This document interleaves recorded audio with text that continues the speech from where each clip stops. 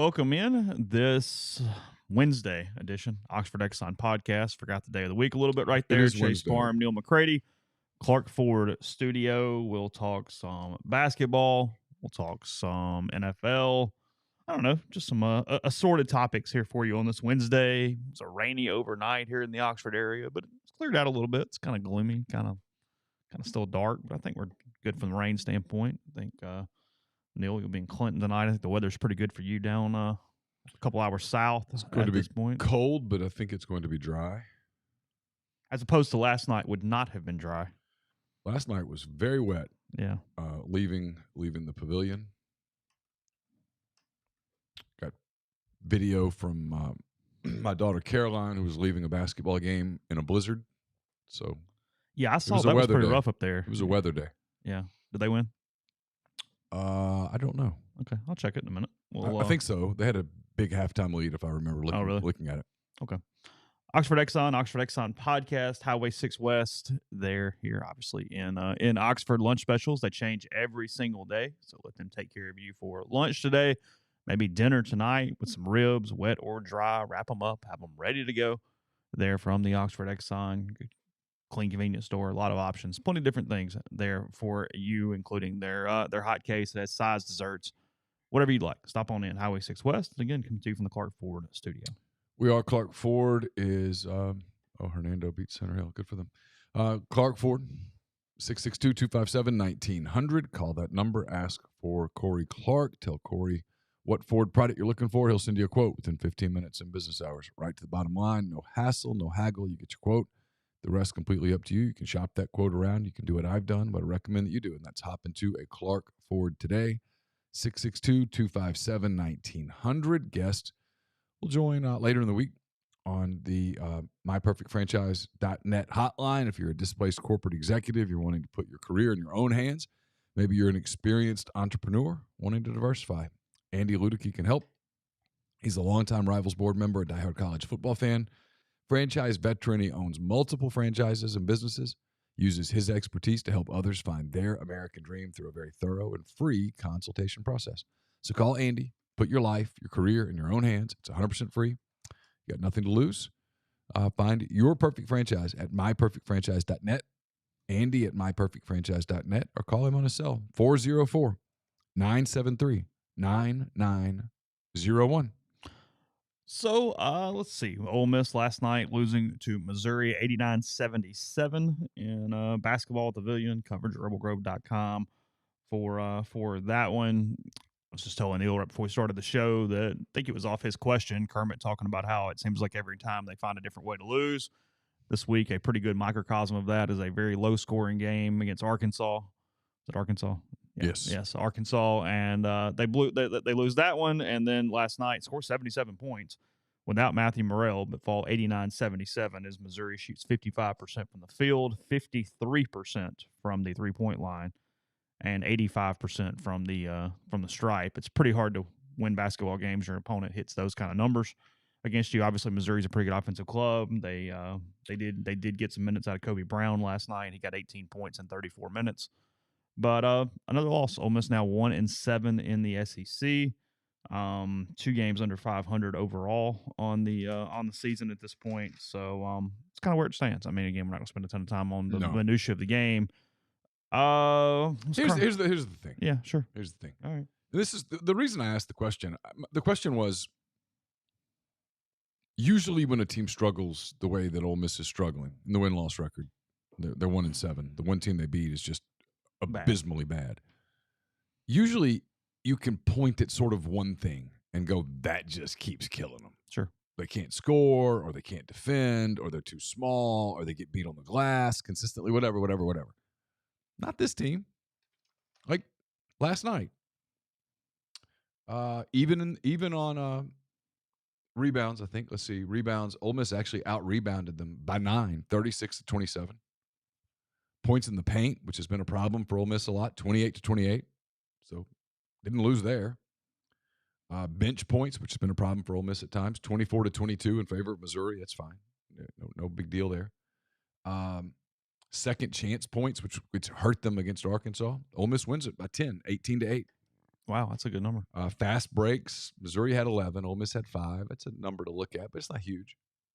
Then you get turnovers, points from turnovers. Missouri had 20. Ole Miss had 7. Ole Miss can't get up and down.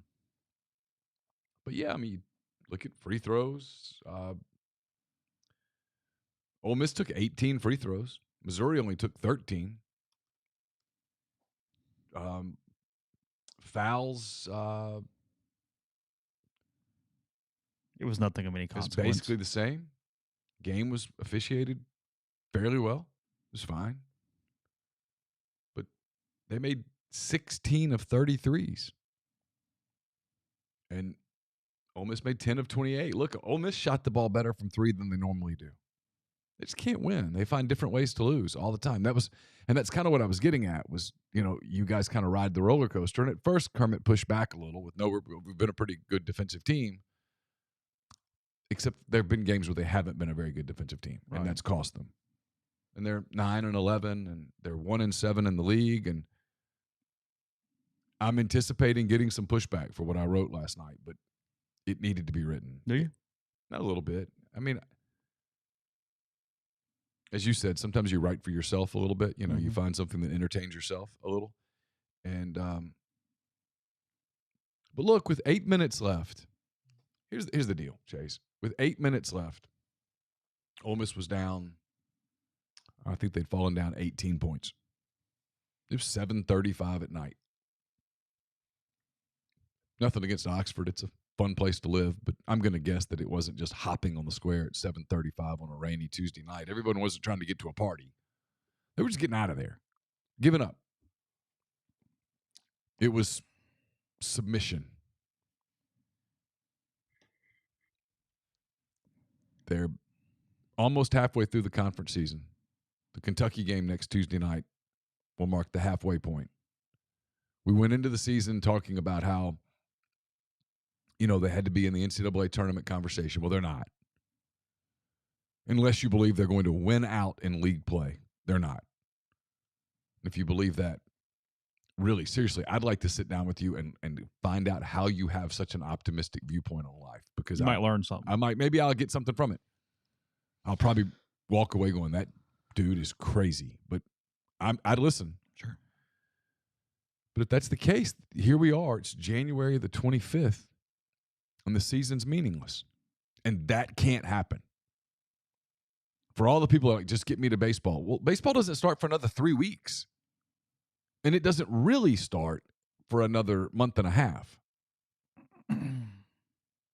The loudest that place got yesterday was when the baseball team got introduced and they threw T-shirts because I think the baseball team was signing autographs or something. They did a Meet the Rebels kind of thing before the game. And so they went down on the field in their white jerseys and they threw T-shirts into the crowd. Pinstripes, they did. They threw what appeared to be red T-shirts into the crowd. That was as loud as it got.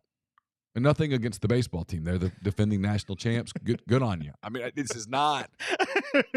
No, it's not a criticism, but that can't be. Yeah. That can't be. They should have been a supplement. Yeah. In addition to an already nice environment, night. Not the highlight. Well, I mean, look. I mean, again, we're beating a dead horse. It is what it is. But I mean, I talked to a couple of different people last night, and I was telling Neal this. I know some people that go every game pretty much religiously. And last night, the rain or whatever, they went, I'm good, not going. Because I even text, I said, hey, I was talking to Neal, crowd's pretty light. Where are you sitting? Well, what's it like around you? And like, yeah, like I got gifs of like, not doing it. And then talked to a couple of people and was like, hey, are you there? And I said, yeah, just. They were either like in club areas or something. They went, well, we get food, so I'm feeding the kids. Like, just kind of made it into it, and they were going to leave at halftime. It was like, hey, we'll come in, we'll feed the kids, see a little basketball, go home. Like, it's the actual basketball is so far down the list of what people are doing right now at the games.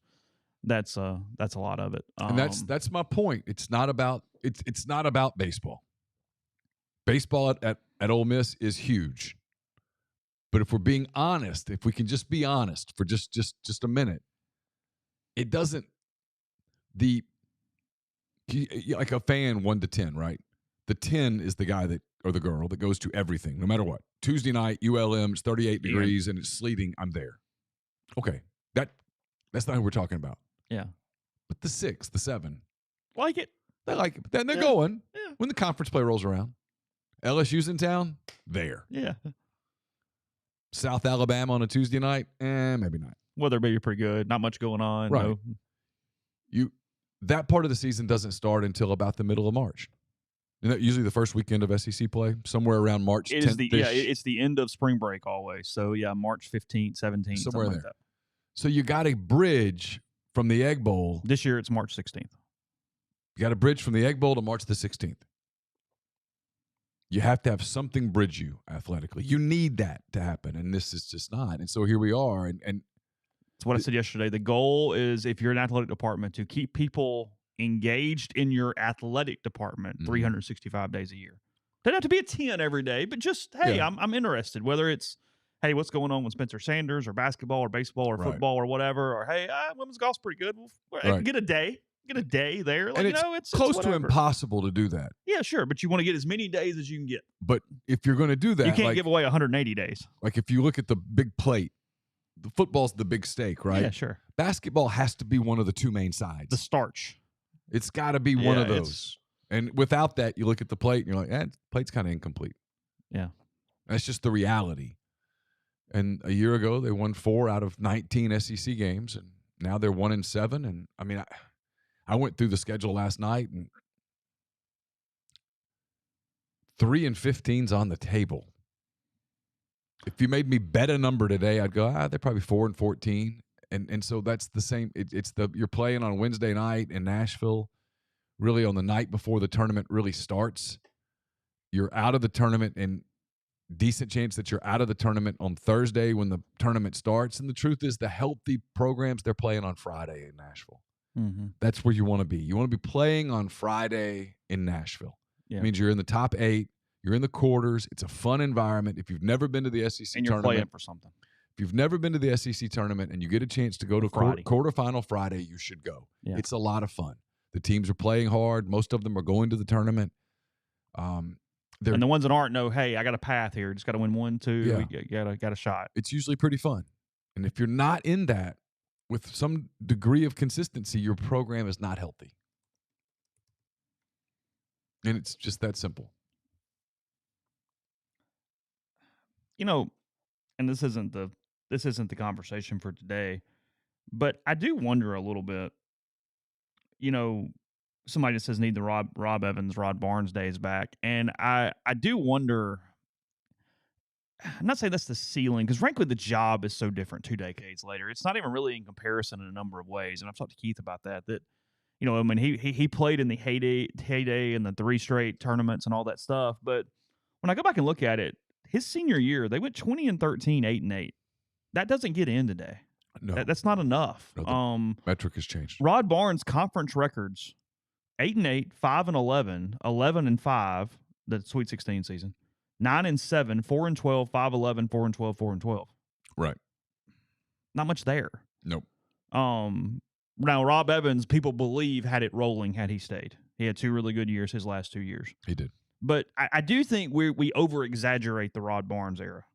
Yes. Overall, because they had the best team statistically of all time with the Sweet 16 team, and they had made the tournament twice. There's just stuff there. Made the tournament 3 times. I mean, he gets three NCAA tournaments, but 2 of those doesn't get in, and I'm not sure the other one does. Or one of those doesn't get in, and I'm not sure if one of the other one does. So I don't know. I don't know how to use that data point moving forward, I guess is my point there. But where people are right is people were completely engaged in basketball. Tad Smith was a very difficult place to play in. The environments were great, and people were in tune the entire basketball season. Even in the losing years or whether the NIT years, they were very, very competitive and very good, and that's what you are chasing at this point. So even beyond the wins and losses on the court or what to do with that, I do understand what people are saying is the environment and the passion and the intensity were there, which is what you are. Sure, that's what you have to have. Yeah. So Ole Miss had it in Kermit's first year. Yeah. And it was fun. I mean, I remember that Tennessee game, that Kentucky game. I cover a lot of games in my life, and I remember those games. That environment was rowdy. Terrence Davis dunked over the kid for Tennessee, and that place was electric. And you got to have that. And you look around again. It'd be one thing, Chase, if you went, well, it's the SEC and nobody's into it. That's just not the case. No, a lot of people. And so you again, not that anybody wants to. I mean, I was watching Keith Carter. He was sitting there with Alan Green pretty much the whole night. It's like, penny for your thoughts. Although I probably could save the penny. I think I know the thoughts. No way Keith, a guy who played basketball here, went to the tournament, 3 times? Yeah, he did. That's correct. No way he watches that product and goes, oh, yeah, it's cool. It's good. And again, this isn't criticizing anyone personally. Sometimes things just don't work. And you get to a place where you're like,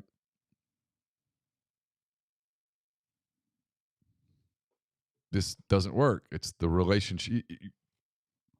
The girl you dated in college and you just sort of knew at some point, hey, we're probably not meant to be together here.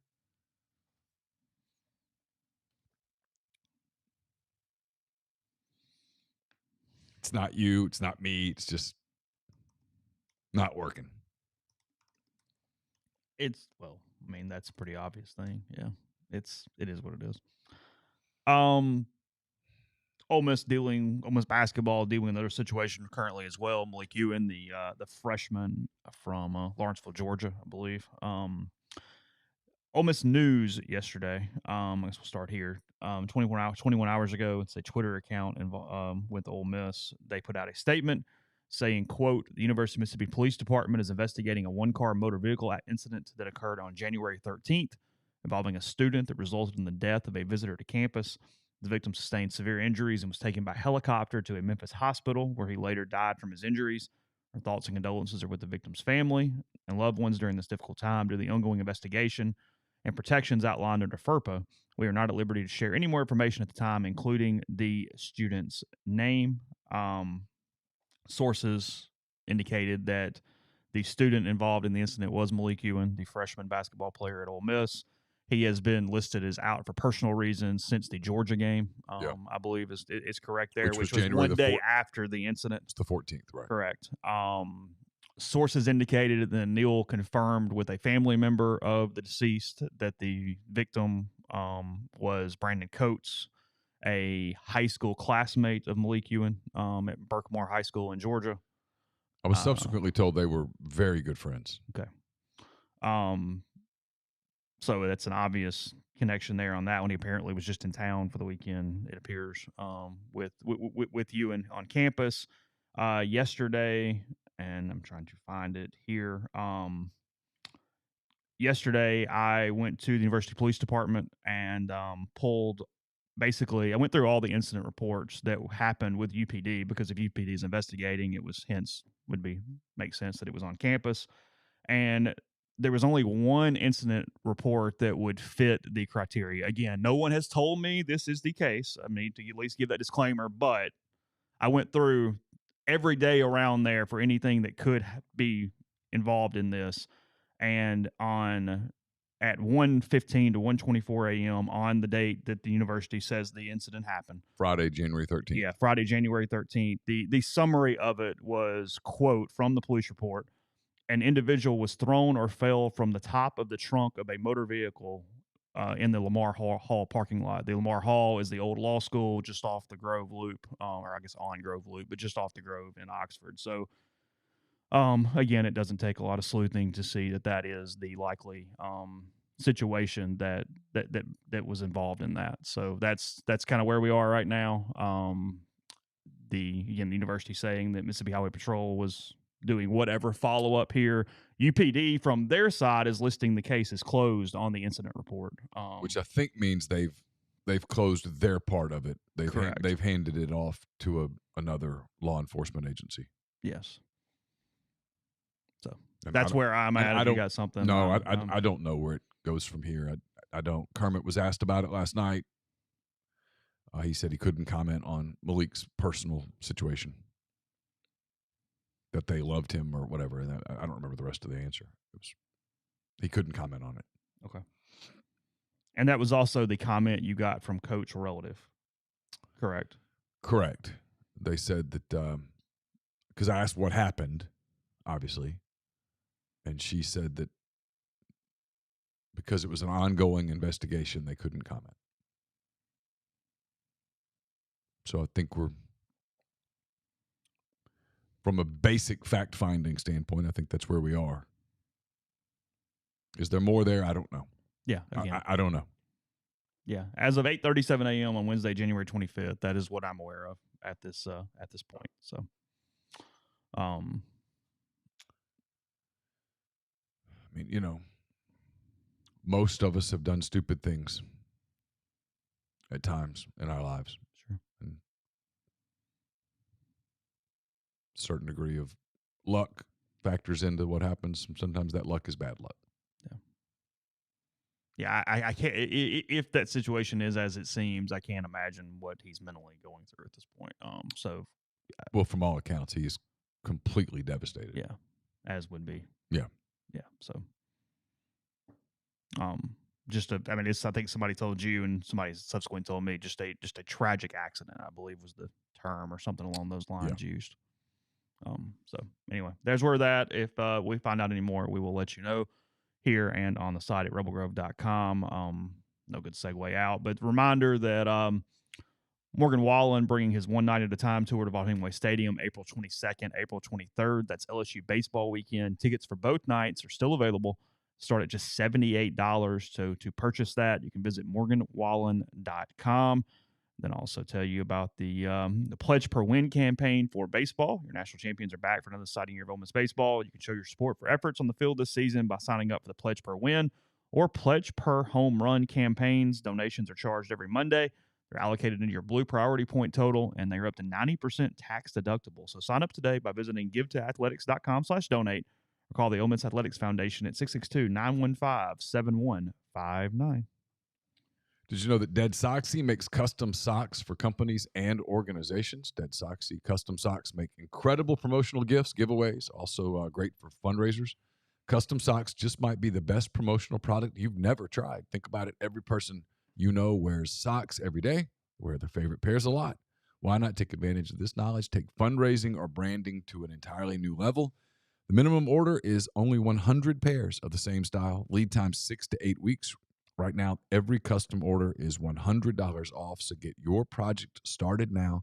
Go to deadsocks.com/custom. Check out what they can do with custom socks. Walk On Sports Bistro puts everything they've got into bringing you game day with the taste of Louisiana. Dig into their mouth-watering, made-from-scratch Louisiana cuisine, po' boys, gumbo, voodoo shrimp, plus fan favorites like juicy burgers, fresh salads, all in front of 70-plus TVs. 40-plus ice-cold beers on tap. Let walk-ons take care of you in Oxford or Ridgeland today. The College Corner is your one-stop Rebel Shop. 2 locations in the Jackson area. In Ridgeland, it's next to Fleet Feet. In Flowwood, it's next to Half Shell. If you don't live in Jackson, it's okay. Go to collegecornerstore.com. Plus, you can find them on Facebook and Instagram. They have the largest selection of Rebel gear in central Mississippi. We'll have a hand raise, guys. I think it's going to be pre-recorded tomorrow evening, but it's brought to you by Comer Heating and Air, Southern Air Conditioning and Heating, different names, same great products and services.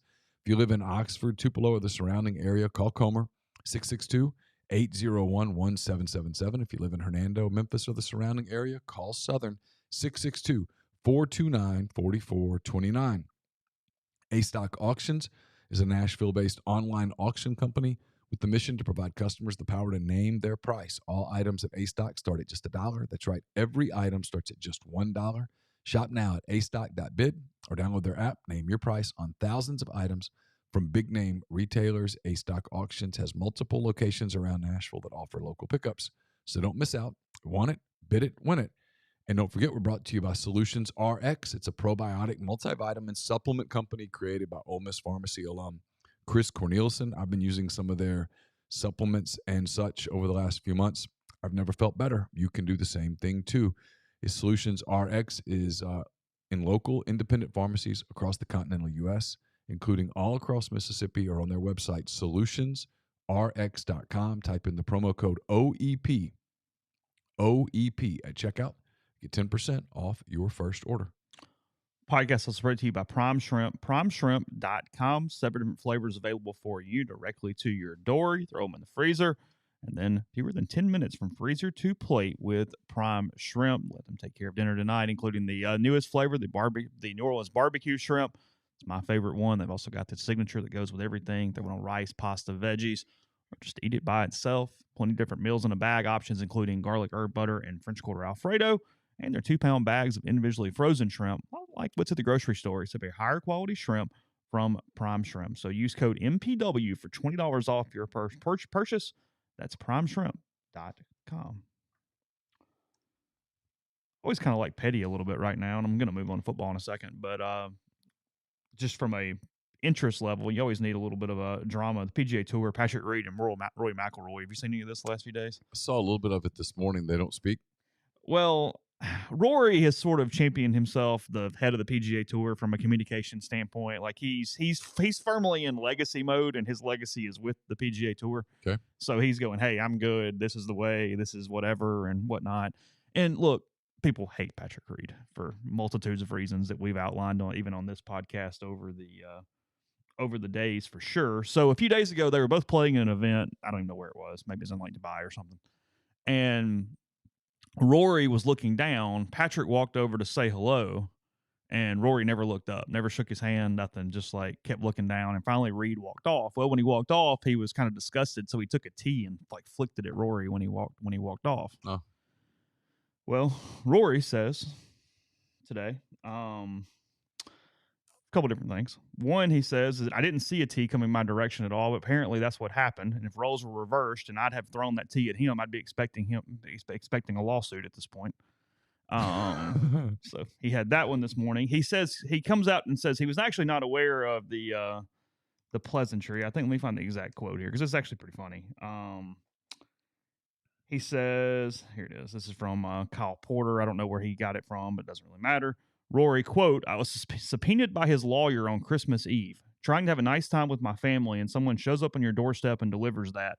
You're not going to take it well. I'm living in reality. I don't know where Reed is living. If I were in his shoes, I wouldn't expect a hello or a handshake either. Oh. Reed is in the time period of just suing everyone for everything right now. What's he suing McIlroy for? I don't know what he's suing him for. You know, he was suing Brandel Chambly for all sorts of like defamation and all whatever. Well, that got thrown out because he was asking for like $11 billion and had all these reasons that made no sense. And then it's become such a sideshow because it's complete knowledge that his wife runs this Twitter account that is. It's like golf facts or something, and all she does is like rail on anything that's anti-Patrick Reed. Like she doesn't even cover it very well with hitting a bunch of other people and whatever. Yeah. So it's become like this running gag. You just like tweet at that and ask this golf account questions about Patrick Reed because it's clear that his team or his wife is running said account. He's not around much anymore because he's no longer on the PGA Tour, but it's one of the better sideshows in golf to just watch his interactions with everyone else because we are talking about a guy that he's not, even with all the cheating in his past, he's not that far removed from having the nickname Captain America because of what he did in Ryder Cups or a Ryder Cup. Okay. And then now he's like, villain. He's completely, it's kind of fascinating. Yeah. I'm not spending a lot of time on golf. It's a lot like basketball. I'm going to avoid it, but I am very interested. Long February. It is. I am very interested in the fact that it seems like, I could ask Brian this. He watches a lot more than I do.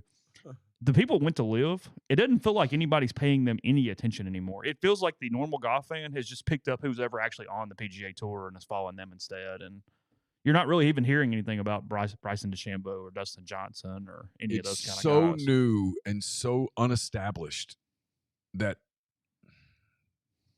your casual fan just, it doesn't register. Well, like me, I'm not going to watch a lot of golf. So if you tell me, hey, what golf are you going to watch? All right, well, I'll watch the Masters. I'll watch the U.S. Open. I might watch the PGA thing where they're trying to hit the ball onto the island.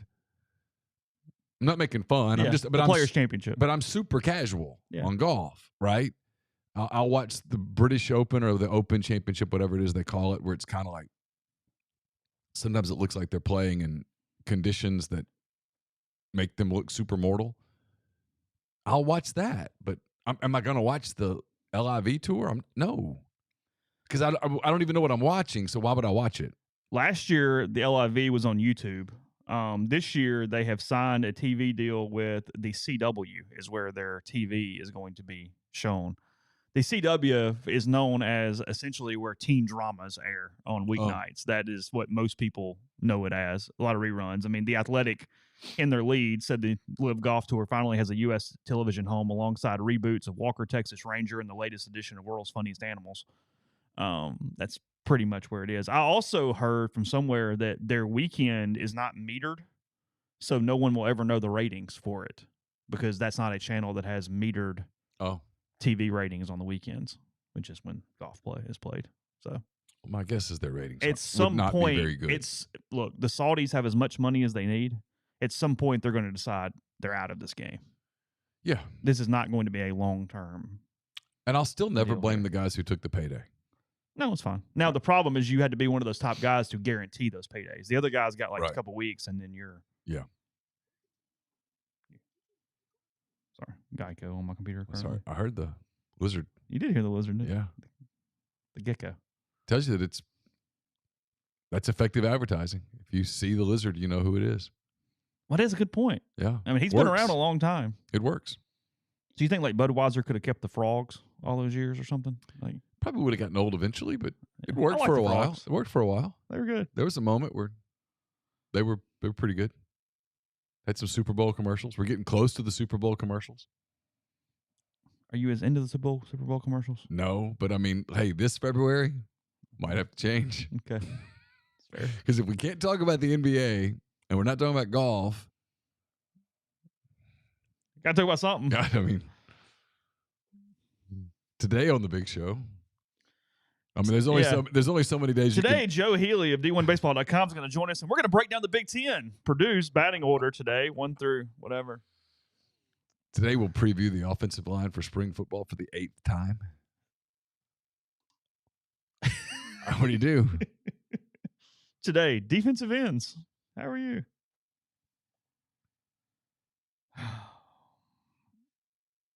Yeah. Scott Rolen. We're going to get to the NFL, but I got a minute. Scott Rolen into the Baseball Hall of Fame. He is the only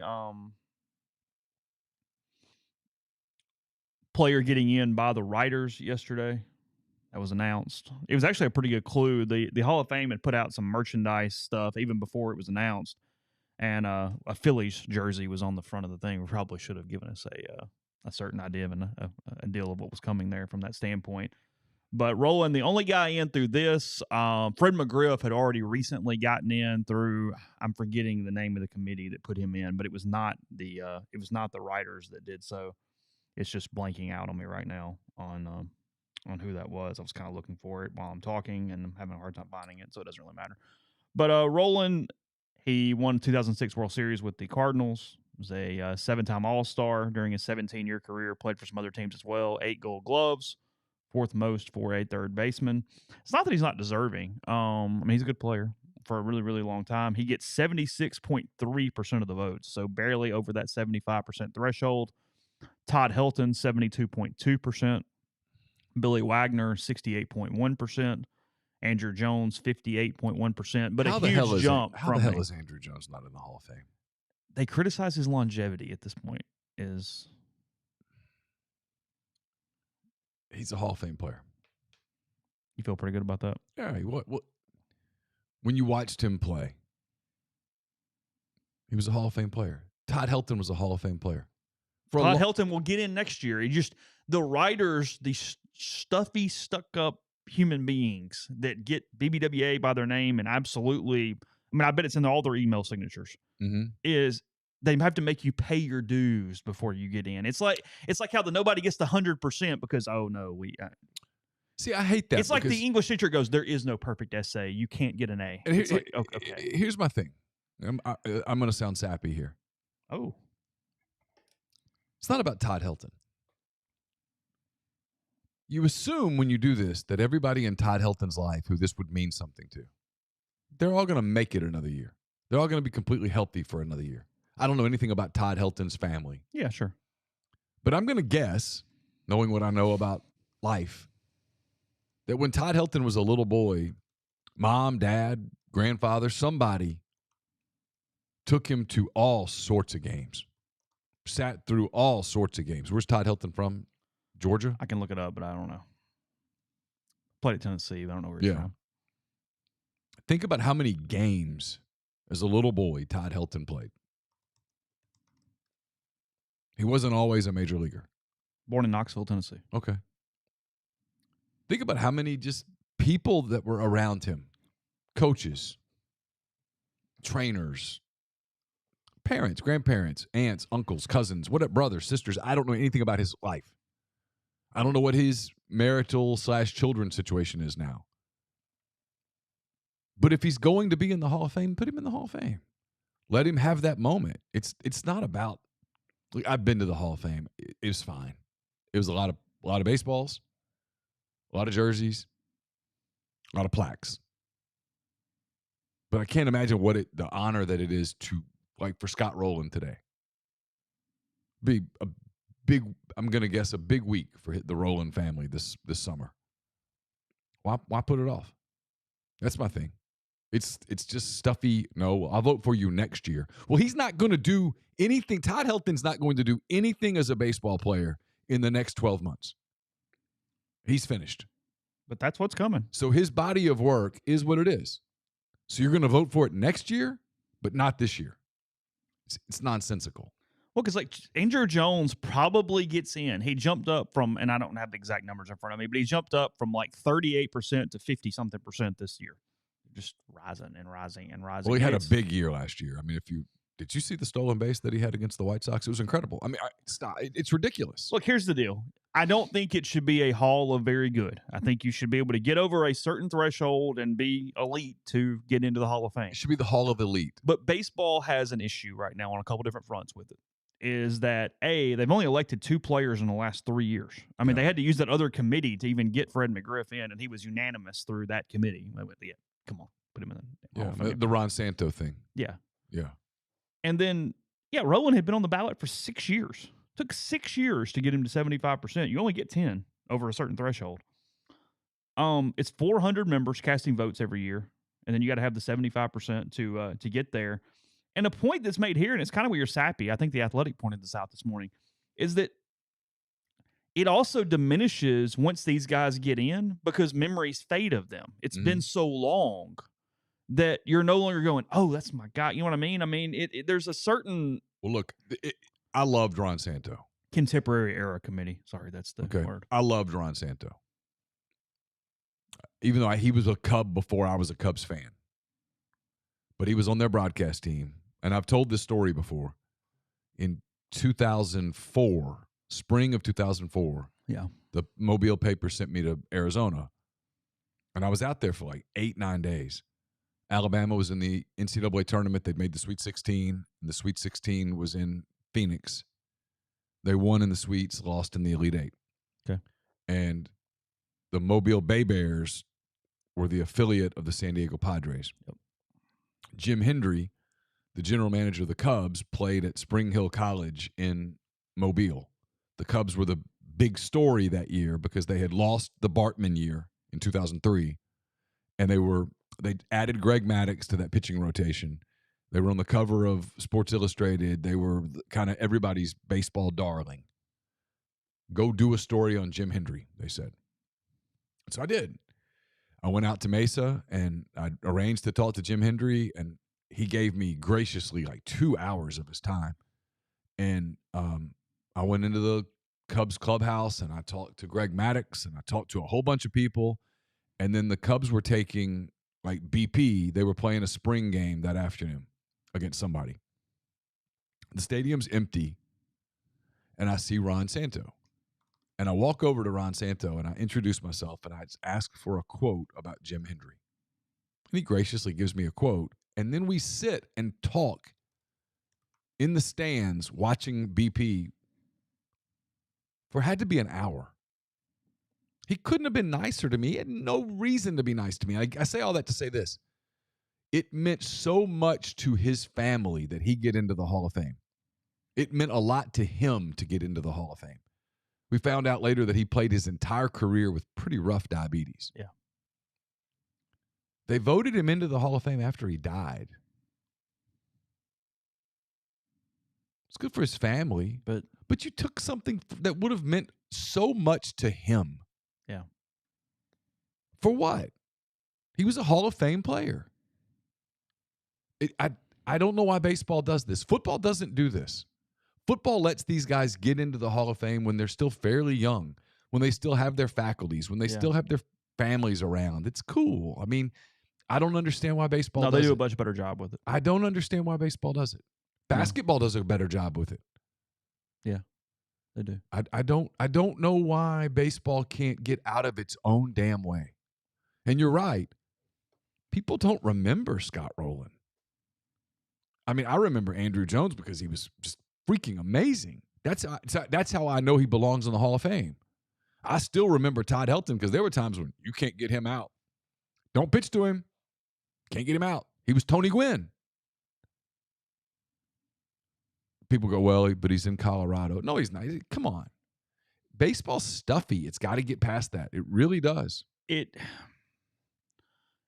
The Hall of Fame, until I guess all the guys, and maybe even after that, but all the guys run out of the steroid era because nobody can agree enough to either let them in or don't let them in. So then you just get this hodgepodge every year to where it's put a fatigue on it where nobody wants to talk about it anymore. It's like, okay, whatever. We've all had these conversations. Move on. Let it be what it is. But they're still clouding up the ballot every year with, well, you got, these 150 guys that go, come on, he's in Hall of Famer. Y'all are being idiots. To, nope, touched it. But this guy did. It's just it's so exhausting that I'm completely done with at this point. You should watch the video of Rolen telling his parents yesterday. Those videos are still the best part of all Hall of Fames. Always is them finding out or telling family members at that point. So that's pretty cool. Oh, was it cool? Yeah, pretty good stuff. He called them, or were they there? Yeah, he's you should pull that up. It's right here. I'll send you a link. And then next year going on the ballot, Trent Rosecrans, who you're pretty familiar with. Yep. And Trent voted for 10 people, by the way. He says Adrian Beltre is a guarantee next year. Yeah. And then also joining the ballot next year, Joe Mauer, Chase Utley, and David Wright are going on the ballot next year. 3 guys that are just Hall of very good. Todd Helton gets in next year for sure, and Billy Wagner is going to be really close. Is that what Trent's saying? Yeah, and just judging by the percentage jumps, you can tell that's where this is headed. And then Andrew I think Andrew gets in 2 years. It looks like they won't put him in next year, but most people think, given the way this works, he will be in 2 years. His son was the first pick in last year's draft? Yes, first or second. I don't remember which one. Yes. Drew, right? Yeah. I'd bet on him. Genetics and all that stuff. Yeah, if you're down to 2 and you go, okay, these guys are exactly the same. I can't really figure it out. It's like, no, I'm gonna go with that guy. Yeah, we're gonna go there. One question: is there any chance he's adopted? There's not. Him.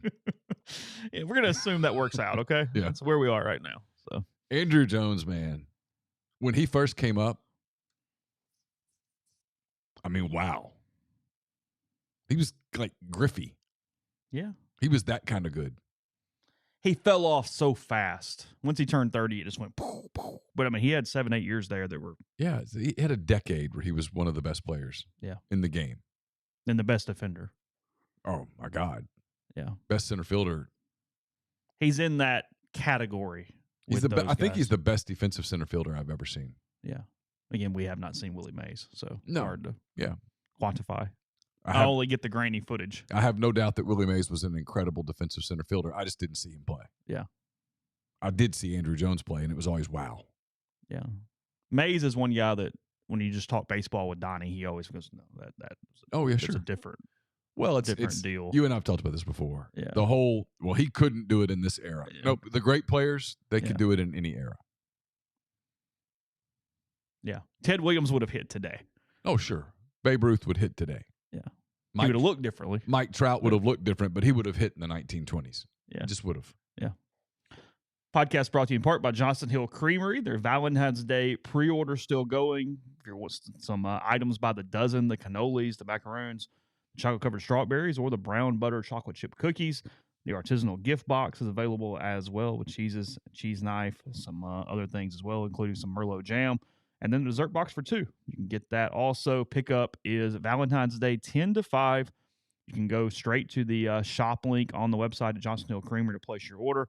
Again, for Valentine's Day. Also, still king cake season. Again, you can go there and see the video of how they make those things from scratch. Blueberry cheesecake is their new flavors, but all their old flavors available for you as well, the mini or the large sizes. 24 hours notice to get your king cake. That's 662-419-9201 or johnstonhillcreamery.com. Game Changer patches are the only 2-patch system available in the market to stop hangovers before they start. The warm-up patch used before or while you drink. The overtime patch used after you've been drinking to recover while you sleep. The all-natural ingredients will keep you in the game, ready for your next play. Go to GameChangerPatch.com, promo code RebelGrove20 at checkout, and get 20% off your purchase. ACS is owned by my friend Clay McNutt in Baldwin, Mississippi. It's a complete electrical control system solution provider, a Rockwell Automation recognized system integrator.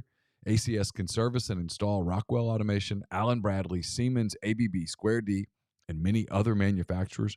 For more information or to get in touch with ACS, go to acsllcms.com or call 662-601-4381. We're also brought to you by Landman's Fine Jewelry. Valentine's Day right around the corner. It's 1126 North Lamar Boulevard in Oxford, serving the Oxford area for 3/4 of a century. If you have jewelry needs, they can take care of you at Landman's. Phenomenal customer service as well. Watches, pearls, fashion jewelry, all of that. It's the gold standard in fine jewelry. They've got it at landmansfinejewelry.com or call them at 662-234-2777. We're also brought to you by Pinnacle based in Jackson, Mississippi, but they represent clients in more than 20 states. They've got advisors in multiple states. Don't forget to check out Pinnacle's 401k advisory services team. They'll conduct a complimentary, no-obligation benchmarking and analysis of your current 401k plan. It's mypinwealth.com, MYPINN wealth.com. And we're brought to you by John Edwards, Regency Travel Incorporated in Memphis. Get in touch with John if you're thinking about a spring trip, thinking about a summer vacation. Maybe you're planning something for the holidays already, which would be smart to get ahead. Here's all you have to do. Get in touch with him. Just give him some parameters. Give him a budget and then step back. He'll take care of the rest. He'll create a special trip that makes a lifetime of unique memories. 901-494-3387 or send him an email, jedwards@regencytravel.net. First-time clients save $50 off their first booked trip just by telling John you heard about Regency Travel on the podcast. Podcast also brought to you by G&M Pharmacy, 662-236-2222. They deliver locally in the Oxford area, and they offer MedSync to fill your prescriptions the same day each month to take care of you. One trip to the pharmacy, one delivery. You have everything you need when you need it from G&M or Tyson Drugs there in Holly Springs. They can also help you transfer your medications easily. One call, they take care of the rest. Again, 662-236-2222. Let's see. Give me one quick second. Trying to do 2 things. You're all right. Recruiting-wise while we're doing this. Got some recruiting news? Maybe. Okay. Okay. Yeah. This it's getting in the weeds a little bit. I'll have to deal with that afterward. It's all good. All right. Recruiting weeds. Man, that's exciting. I'm sure people are going, whoa. What's up? What's up? I know something you don't know. No, it's fine. All right. Let's see. Football. So I mentioned this yesterday. Some NFL executives with some predictions for next season I thought were pretty interesting. Yeah. Everybody likes predictions. Everybody likes predictions. On next season when this season's not even over. Yeah. It's the better version of top 25 early polls because those polls even mean nothing when they happen next year. Whereas an NFL GM going, hey, I really think this is going to happen. I go, okay. Oh, yeah. Hey. All ears. I'm in now. Tell me. Let's hear it. Just sit and talk. Tell me what you're thinking. And most of those guys, and ESPN does a good job with this, they sort of take that anonymity and give some real answers. Like they go, okay, yeah, you're not going to use my name. Here's what I'm thinking. Oh. Give this one to you. If you're talented and you're covering college football and you could cover pro football and you don't, you've lost your mind. Yeah. So much more access right now in our field, so much more access covering professional teams. Incredibly more. So they say if he plays, because obviously he could easily retire. Tom Brady on a podcast the other day using some expletives and said if he knew what he was going to do, he'd have already done it, that he did not know yet what he was going to do. And I believe him. says that if he plays, he's going to sign with the Las Vegas Raiders. That was the rumor in Vegas when we were there. Was it? Mm-hmm. He said a few teams, this is the guy talking, the GM. He says a few teams I've spoken to expect Brady to retire, but should he play, the Raiders, they believe they're one of about 3 teams he would consider. Tampa Bay isn't out of it yet, but that it sounded like goodbyes last week, and they believe the Raiders make the most sense. Rob Gronkowski, for what it is worth, said on a podcast that he believed Brady would play next season. Oh, did he really? Yeah. Barring, I guess, him re-signing and changing, they believe Lamar Jackson is going to be an Atlanta Falcon next season. Oh. You saw where he put Washington Commanders thing in his Instagram and then took it down. I did. That's the message to Baltimore that, hey, I'm not screwing around, right? Like, hey, if you're doing this, quit jerking me around. If we're doing this, let's do this. I've talked to a couple of NFL people, not to the extent that I want to, because I want to do some NFL shows in the spring because I think they're good shows. Nobody believes he'll be back in Baltimore unless the Ravens do the franchise tag thing, at which point they are really rolling the dice.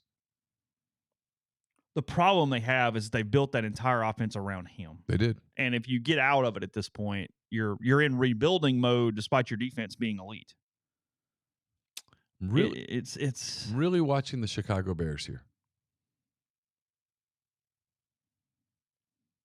Really watching the Bears. There's this assumption that the Bears are going to trade that first pick, and I'm telling you, I'm not positive. Derek Carr will sign with the Texans. Okay. I mean, the problem if Derek Carr signs with the Texans, you're going, nope, I know I'm not winning. It's a payday. I'm going to go where my brother was. I'm going to take a payday. Yeah, it's a payday. I'm going to just kind of hang out. The Houston and Vegas GMs are pretty tight. They do a lot of trades together, a lot of stuff together. Now, obviously, Houston could take a quarterback with number two. They have 11 picks in the draft, by the way. Yeah. Including 2 in the top 12. But if you're Houston, you don't take a quarterback at number 2 unless you are 1,000,000% convinced he's your guy. He's your franchise. Got to believe it. And because there's some pretty good defensive players in this draft.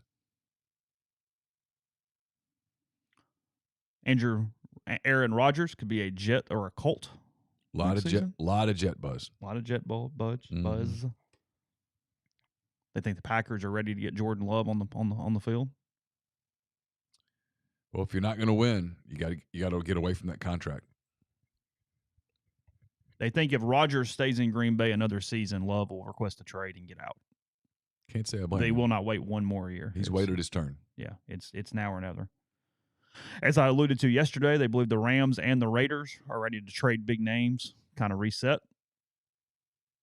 Okay. Said that the Rams probably will not get rid of Cooper Kupp or Matthew Stafford simply for money reasons because Kupp is an elite wide receiver they're going to keep for a while. But that the other 3 would be on the block potentially: Aaron Donald, Jalen Ramsey, and Leonard Floyd. Oh. Those would be some names. Some guys. You could get a payday on those guys now. You could. Wonder what the price in trade would be for Aaron Donald. I mean, less than it would be 5 years ago. But sure. Well, I mean, in this piece or on an ESPN thing, Ramsey's only 28, and he was the NFL's #1 corner for 2 consecutive seasons in their executive polls. He's a hell of a player. So, yeah.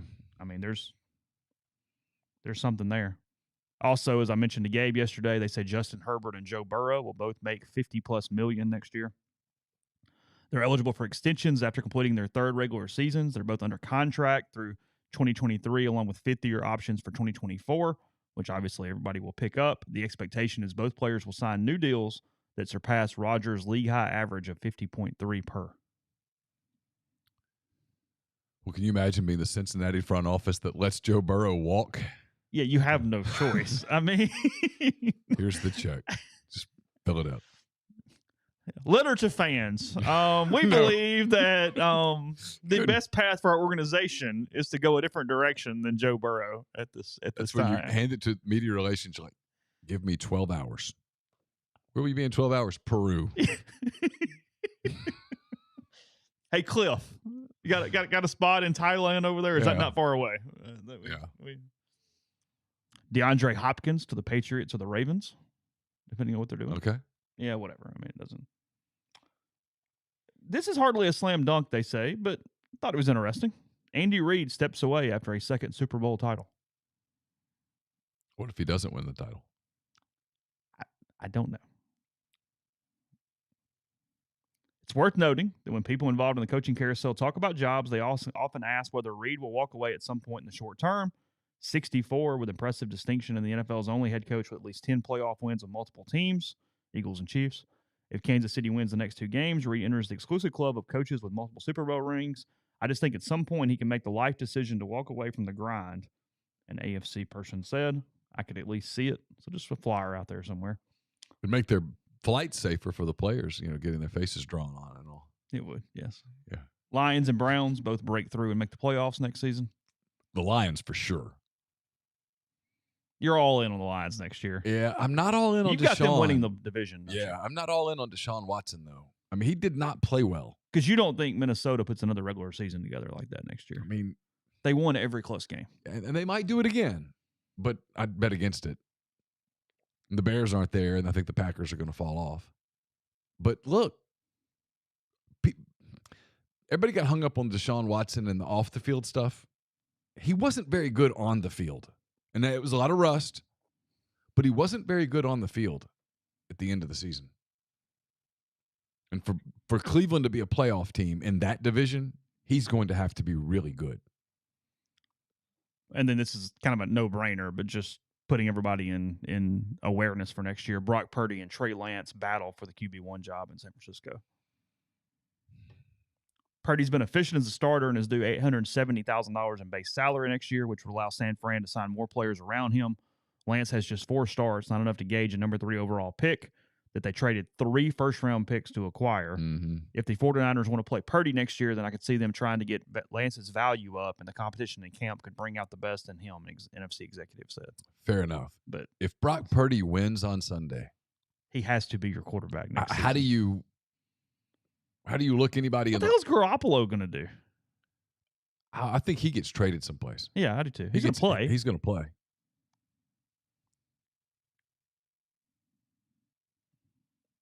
I think Jimmy G's a good player. I do too. There are places where Jimmy G can win Super Bowls. Yeah, of course. I don't feel about him like I feel about Kirk Cousins, where I go, just not. I mean, they were a drive away from making the Super Bowl last year. Yeah. And they could have won that game. Sure, they could have beaten Cincinnati. Might get their chance this year. Is what Brock Purdy's doing diminish anything Garoppolo has done? Same team. Not really. It enhances Kyle Shanahan as an offensive mind and as a quarterback whisperer.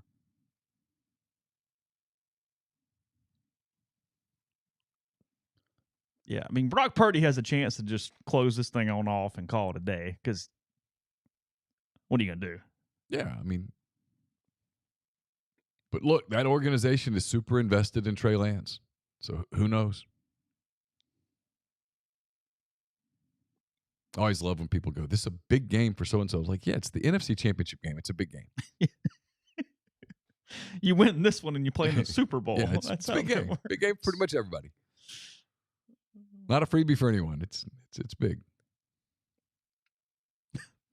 I don't know. Just quickly as I move on, I haven't talked to him. I mean, he's not going to tell me anything, and I'm sure he's a complete professional. But it sounds like our buddy Ben Ingram has a decent chance of getting the TV gig for the Braves with Chip Carey's removal to St. Louis.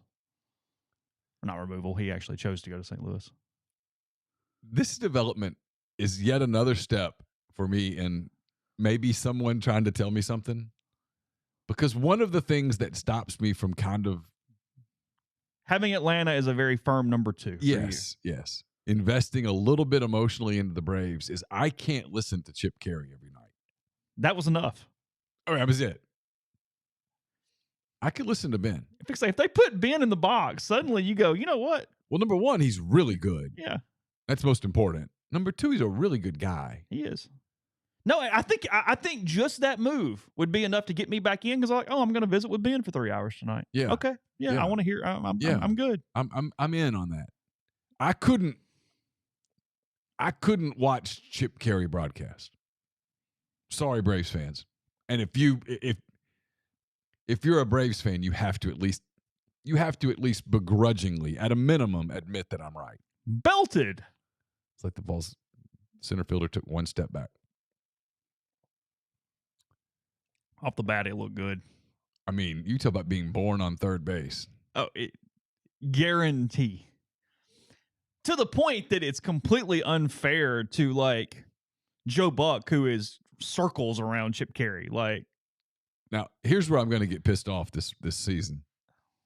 I already had to listen to the Cardinal broadcast because we're in the. Oh, and now you got to get Cardinals and Chip Carey. I mean, now you're just like really, really sticking the knife in. So as much as the Braves give you a plus, now the raw hell gets even. Well, I didn't hate the Cardinals TV announcers. They were okay. And now you're going to give me Carey and all the voice inflection, and every game is Game 7 every single night. And the umpires are out to get Carey you. would drive you even more insane on the radio because you wouldn't be able to pick up and see the action. It would be. Well, and every call was bad. Every strike against your team was bad. And then you go back and watch the replay and you're like, no, it wasn't that bad. It's okay. That was him. He drove me. And look, I was this way when he was a Cubs broadcaster. I couldn't stand it. So, how's Brenneman? As a broadcaster, he was fine. Okay. Then he was pretty homery. Yeah. I'm not crazy about the super homery guys. I want the guys that inform me, like, what's going on? Hey, I know I talked to the manager of the Mets. That's kind of what he said. Know some people with the Mets, like the Cubs are playing the Mets.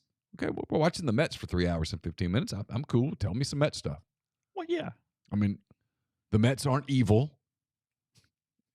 Tell me what's going on. It's what we like about baseball is that it's a narrative. It's night after night. So, on one night, hey, if you want to spend 2 innings telling me a story, okay. See, I'm a big Lynn Casper. I'm here. Yeah, let's do it. I'm a big Lynn Casper fan. And last year I caught myself watching the White Sox some because he moved from the Cubs to the White Sox. And I just liked listening to him call a game. I mean, you drive down the road for 4 hours driving to somewhere. I'll plan my drive around a baseball game. If it's a good broadcast crew, it's fun. Just kind of hanging out with a couple of guys in the booth, and they're telling you about a game that's unfolding, and you hear some stories, and they laugh a little bit, and, there's stuff. It's the most difficult game. I think it's the most difficult sport to broadcast because it's 162 games. And there's dead air. It's day after day, and there's good games, and there's bad games, and there's games where your team bottom of the 7, 12-1 Indians. It's going to happen. It's going to happen. If you're broadcasting the Cubs, there's going to be 10 to 15 games that 7th inning, Cubs hold a 13-1 lead over the Reds, and there's going to be 10 to 15 games where, hey, welcome back to Wrigley. Cubs trail the Guardians 12-1. Yeah.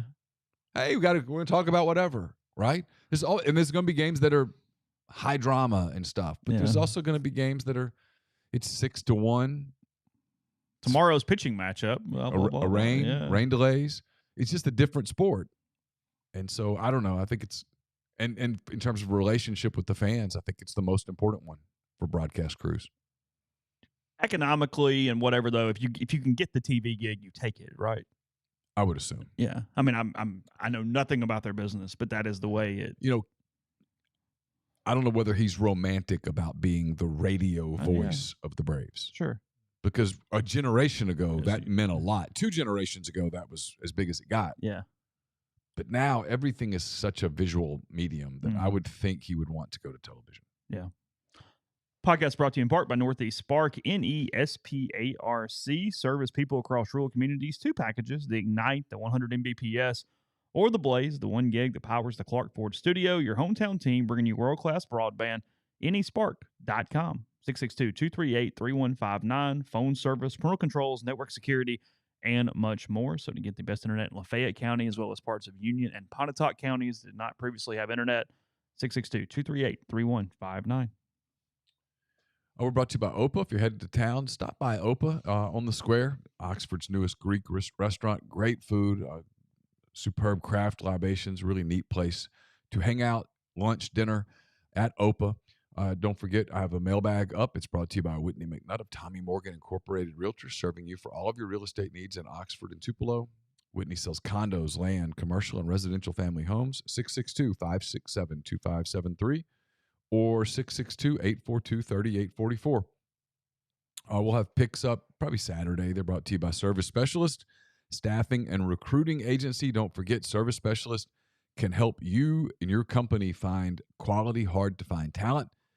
Service Specialist helps in that regard. Keep in mind that the payment of service is solely contingent on if you decide to hire a candidate that they send. You've got nothing to lose, so give Will, Sydney, or Kelsey a call, 662-832-5138, or check them out at servicespecialistltd.com. Don't just accept what you see, but imagine something new. Step forward, chase after a better version of yourself. Every day, Corinth Dental is helping people reinvent themselves, one smile at a time. Dr. Bubba McQueen, Dr. Jenny Beth Hendrick are devoted to restoring and enhancing the natural beauty of your smile using conservative, state-of-the-art procedures, including Invisalign. These clear aligners are the virtually invisible way to improve your smile. So call Corinth Dental today for a no-cost digital scan of your teeth. Let them show you the way to a straighter, healthier smile. 12 months, no interest, no down payment. Financing is available at corinthdental.com. Georgetown snapped a 29-game Big East losing streak last night with an 81-76 win over DePaul. Prior to Tuesday, the Hoyas' most recent regular season conference win was March 2nd, 2021. Georgetown holds the record for most consecutive Big East losses. They are now 6-15 overall, 1-9 in league play for Patrick Ewing. Got to think he's on his way out. Got a feeling that's about that. Jeremy Pruitt up to $9 million. Paid the Tennessee head football coach yesterday. They announced his contract. Josh Heupel. I said Jeremy Pruitt. Yes, Josh Heupel. Not the same guy. I was like, boy, that's news. We buried the lead. Yes, Josh Heupel. Sorry. Glad no Tennessee fans are in the stream. You'd had a panic attack there. Some PTSD going on, but no, Josh That'd be a Fred Heupel. Sanford moment. Yeah, Josh Heupel, $9 million yesterday in that one. Okay. Actually, a mention in the thread in our Twitter yesterday that makes a ton of sense. He said, look at where Lane is. He's like the 5th highest paid coach on the schedule. Yeah. You go, good point. That is a good if point. You literally just lose to everybody that makes more money than you, you go 8-4.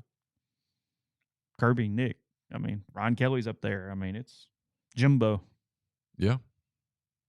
You win all the games you're just supposed to win, and you're actually at your monetary spot in the pecking order. Isn't that crazy? $9 million pays for 8-4. Yeah. But it was a good point. No, I go, it's more than fair. Makes complete sense. Yeah. Yeah, somebody said Pruitt got $9 million, but it was in 3 McDonald's bags. Has Bama hired an offensive coordinator yet? I haven't seen that. Okay. Are you rooting for Jeff Lebby for podcast content material as the season goes on? Absolutely. Yeah, sign me up for that. As if next season needs more drama. Yeah. A&M week, Auburn week, Alabama week. Just tick them off. It's kind of a forgotten guy here, but Amani Bates last night went for 43 on 15 of 23 shooting in a game last night. Was it Eastern Michigan? Yeah, they are 4-16 on the season. And they lost last night, despite his 43 on 15 of 23 shooting. They lost 84-79 to Toledo. Okay. Look, you just don't go in and knock off the Rockets. I mean, it's amazing. They still think he's a second-round pick, but we're talking about a guy that was the dude out of high school. People talked about him as the number 1 overall pick and all that stuff. It just didn't happen. Yeah, he's number 40 on the latest mock draft this morning. He was at Memphis for anybody who's forgetting who he is. Who else played in the league last night? Kentucky beat Vanderbilt. By 19 or 17. It was like 67-50, 69-52. I got home to finish my column, and it was on. I turned it on for a minute, but I never got into it. I watched early when Vanderbilt had sort of kept pace, and then Kentucky went on a run, and that was it. 69-53, the final there. Kentucky now 5-3 in the SEC, 14-6. Sheboygan had 15-13 last night for Kentucky. They're playing better. And then also the game you mentioned, Arkansas now up to 3-5 after back-to-back wins. They beat LSU at home 60-40. LSU 1-7 in the SEC. They were up 38-14 at the half. Oh, LSU actually outscored them in the second half. So But at 38-14, I think everybody in the locker room knows the score and where we're headed here. Hard to tell everybody in the locker room. Hey, boys. Hey, just stay locked put in. a good half together. Let's get this. Let's get this done. That was a hell of a troll job wearing pink against LSU. Yeah. And then, if all that was missing was like an Our Lady of the Lake patch on the. No moss. So here we mentioned kids, Drew Jones earlier. I saw a thing about Bronny making the McDonald's All-American game. Did you see two of his teammates that he's in the game with? If you want to feel really old in a couple different ways, it's not just LeBron and his kid. Peja Stojakovic's kid is in the game.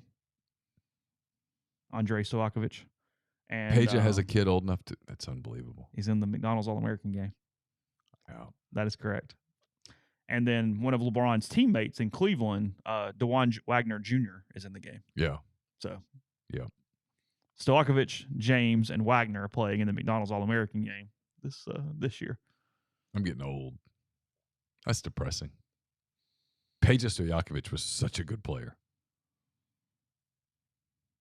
Yeah. He was great. I mean, he wasn't LeBron, but he was great. Saw LeBron, and this is a longevity thing and a scoring a ton of points thing. I think was it 40? He's now scored 40 points or more against every other NBA team.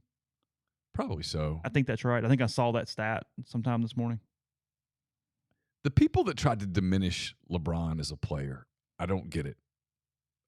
It's like when people tried to diminish Kobe as a player because they just didn't like him. He's a historically elite player.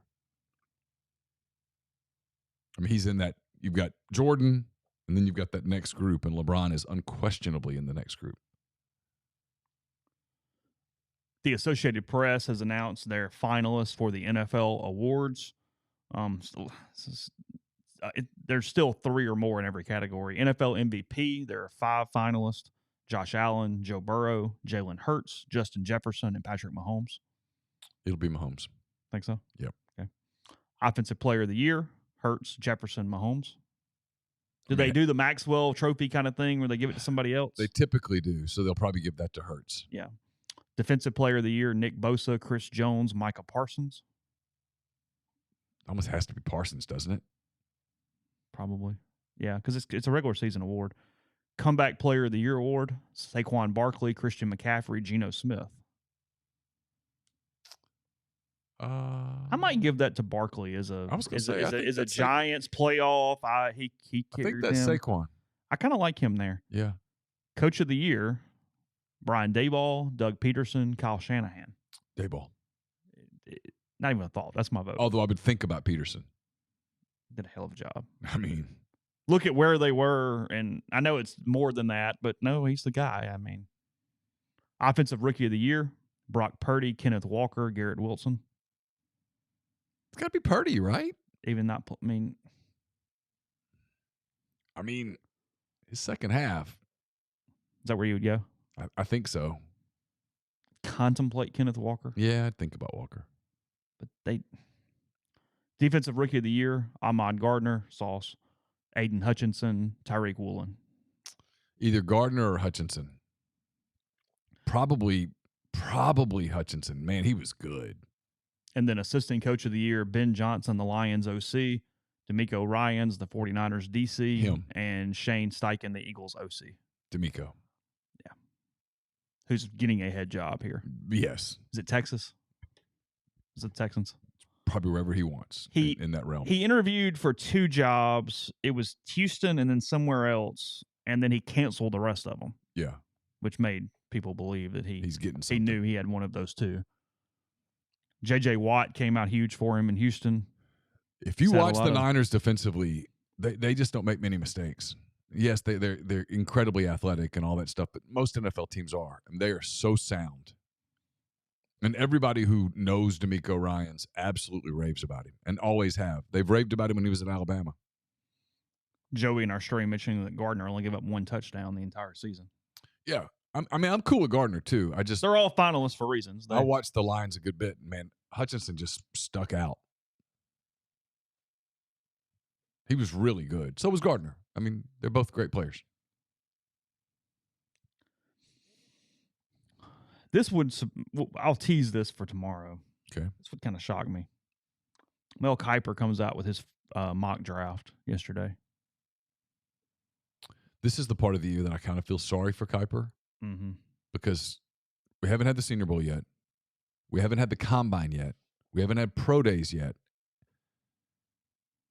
And people are still doing his bosses are like, hey, do another mock. And make it interesting. Yeah, which is what he did, because that's the reason I flagged it here. Because he gives a paragraph. It goes, I thought long and hard about a trade here, Colts, Raiders, Panthers. But if I'm Chicago General Manager Ryan Poles and I can move down a few spots, add premium picks, and still get my choice of the best defensive prospects, I'd make a deal. It takes two teams to make a trade, however, and that's never a guarantee. For now, let's stick with the Bears keeping the pick, and he has them taking Jalen Carter, number 1 overall. I mean, again, this is that at the end of the day, I anticipate a trade. But if you're the Bears, these are busy days. You are really digging every option. You are digging into everybody. Yeah. And they get, I'm kind of teasing this, but a couple of names of note for tomorrow. CJ Stroud, number 2 to Houston. Will Anderson, number 3 to the Arizona Cardinals. Bryce Young, number 4 to the Indianapolis Colts. He has Stroud going ahead of both Young and Levis. Yeah. Where's he have Levis going? 5 to the Seahawks. Okay. Via Denver. That was a Broncos pick. And then I'm just simply going down to see if he has Anthony Richardson in his draft as well. 9 overall to the Carolina Panthers. A lot of buzz. You can't ignore the buzz. Dude.